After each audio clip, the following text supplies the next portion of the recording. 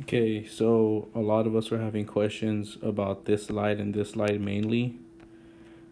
So I'm just gonna upload this quick video just to go ahead and talk about it. So, like I said in the beginning, A, A and F you do not need to worry about because they are not similar. All these triangles are right triangles. They're right triangles because of the square. Okay, the original has a square, and the rest do, and these two do not. So we do not need to worry about them. Automatically A and F, not one. So what I was talking about finding a scaled copy is, if you can see, I'm going to compare O and I'm going to compare E. What I need to do is I need to match each side with the original triangle. So with the 8 goes with the 4. Okay, I think that's pretty easy to see. So that means the 6 would go with the 3 because they're both on bottom. And then the 10 would go with the 5 because they're both that long side. Okay, so that 8 and the 4, 6 and 3, 10 and 5. Okay. So what you are going to do with every single triangle, you are going to do exactly what I'm doing with E. Okay. This is what you're going to do. You're going to take the two sides that match.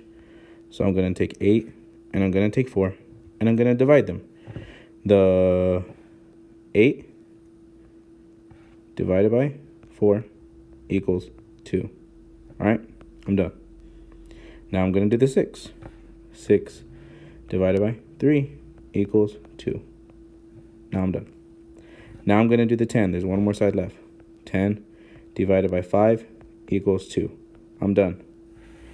Notice how we got the same answer. Okay? We got 2 for every single one. So that means 2 is our scale factor. And if scale factor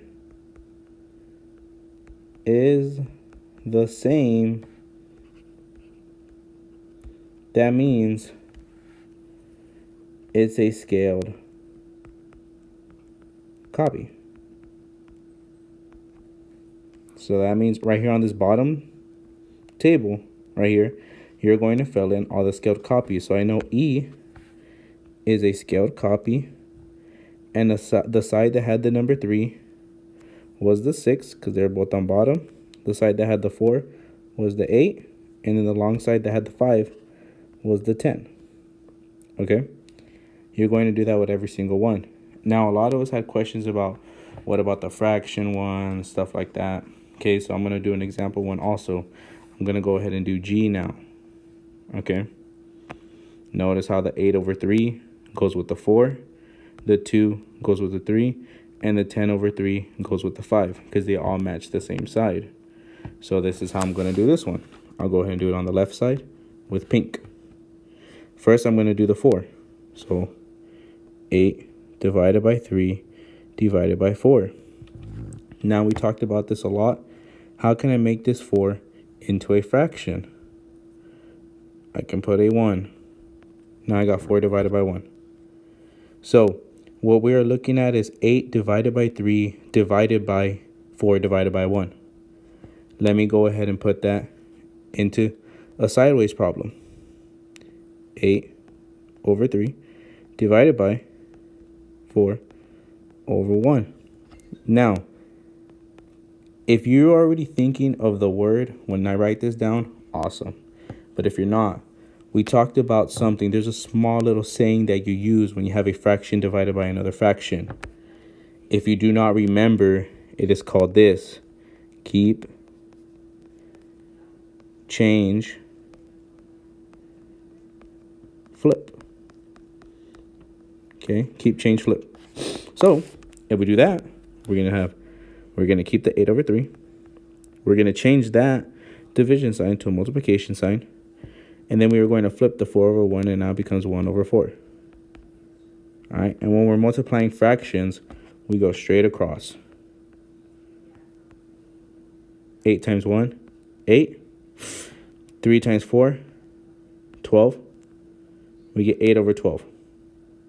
Okay, We can reduce that, but we'll leave that as that. If you want to reduce it, you get 4/6, which actually just become 2/3. If you reduce that, you get 2/3. These are both the same thing.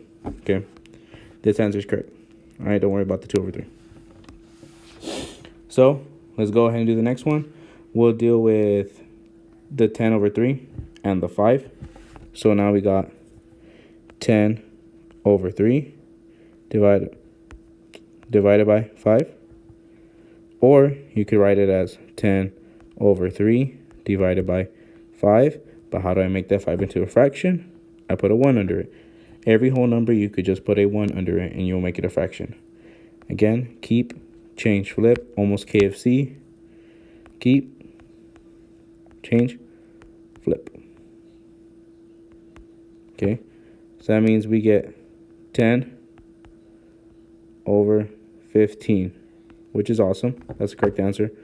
Or you could divide both numbers by 5, and you would get 2/3. Boom, that works. Awesome. Notice these are the same. 2/3, 2/3. That means we're getting a scale factor that's almost the same. We got to try the last slide. We got to try this 2 with this 3. So 2 divided by 3 just equals 2 divided by 3. We're done. Now, did we get the same scale factor for all 3? Yes, we did. We got 2/3 for every single one. Awesome. That means triangle G works. All these steps that I just did are going to help you when you get to triangle D. Okay? Do not freak out. It is the exact same stuff, guys. It's the exact same stuff. Do not freak out. It's the exact same stuff. And a reminder, guys, you guys can watch this video more than one time. Okay? So let's go ahead and plug this in.